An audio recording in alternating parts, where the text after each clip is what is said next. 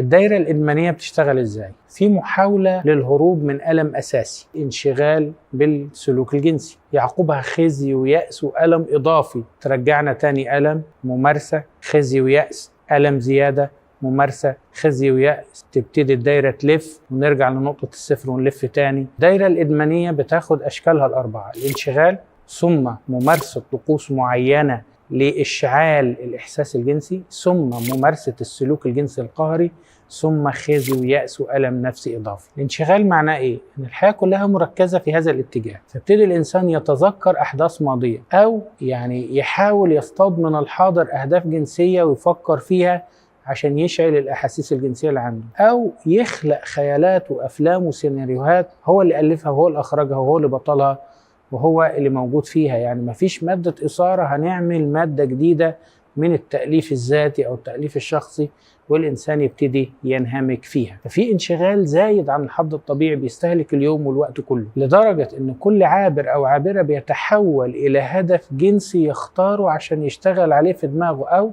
يتحرش بيه، أو يتلصص واستراق النظر فيه. يبتدي فكرة الطقوس انه يروح للمحلات التجارية اللي بتبيع المجلات او الشرايط، زمان دلوقتي بقت متاحة واسهل من خلال الموبايل والانترنت، او المارة في الشارع والعابرين. الانسان يبتدي ينظر ويختار اهداف، او قد يختار العاملين بالجنس التجاري اصطيادهم او عمل علاقات معهم، او يختار زباينه أو عملائه من الإنترنت وبالاتصالات التليفونية سواء عشوائية أو متعمدة. بعد كده ممارسة السلوك القهري. يعني إيه قهري؟ قهري يعني يتعارض مع قيم عليا ذات مكانة رفيعة عند الإنسان، ومع ذلك بيكسر القيم العليا وهو غير راغب في الممارسة لكن غير قادر على التوقف، يعني out of control، مش تحت التحكم ولا السيطرة على الإطلاق. بعد كده يجيب قاع الخزي وقاع الألم وقاع الإحساس بالعار، فابتدي يكرر السلوك تاني عشان يطفي مشاعر الألم والخزي والعار وجلد النفس ولوم الذات. في البداية الممارسة دي بتبقى المصدر الوحيد للمتعة، بس بعد شوية